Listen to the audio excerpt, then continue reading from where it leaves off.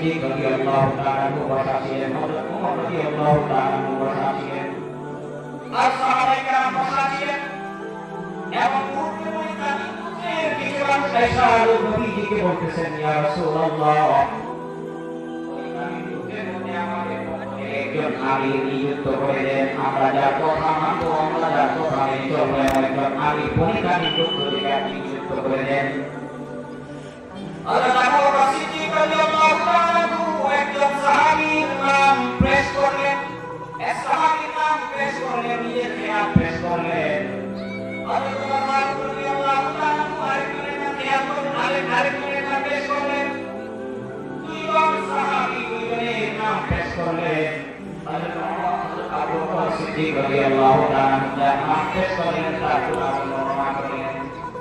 এই সাহাবীর মধ্যে নেতা হওয়ার যোগ্যতা আছে, এই সাহাবীর মধ্যে এই গুণ আছে।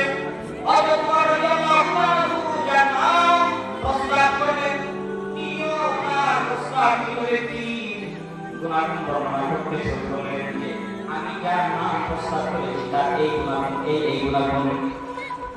এক পর্যায়ে হযরত ওমর রাদিয়াল্লাহু তাআলা আবু বকরকে বললেন, আবু বকর, আপনি সব সময় আমার কথা নিন্দা করেন। শুনে আওয়াজ করে হযরত ওমর রাদিয়াল্লাহু তাআলা এই কথাটা বলে দিয়েছিলেন। আল্লাহ তাআলা সাথে সাথে সতর্ক করে দিয়েছিলেন, সাহাবায়ে কেরামদেরকে সাথে সাথে সতর্ক করে দিয়েছিলেন। আল্লাহ নবী সাল্লাল্লাহু আলাইহি ওয়াসাল্লাম চুপ হয়ে গেলেন। মুহূর্তের ভিতরে জিবরিল আমিন উপস্থিত হয়ে গেল। সূরা হুজুরাতের 2 নম্বর আয়াত নিয়ে আল্লাহ তাআলা ইরশাদ করেন, ইয়া আইয়ুহাল্লাযীনা আমানু লা তারফা'উ আসওয়াতাকুম ফাওকা সাওতিন নাবিয়্যি।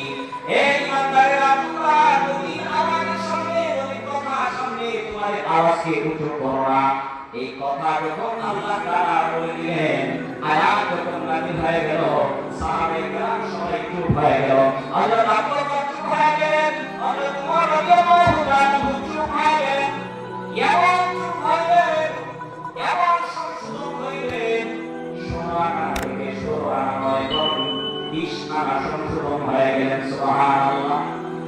20 আনা কেবল আল্লাহ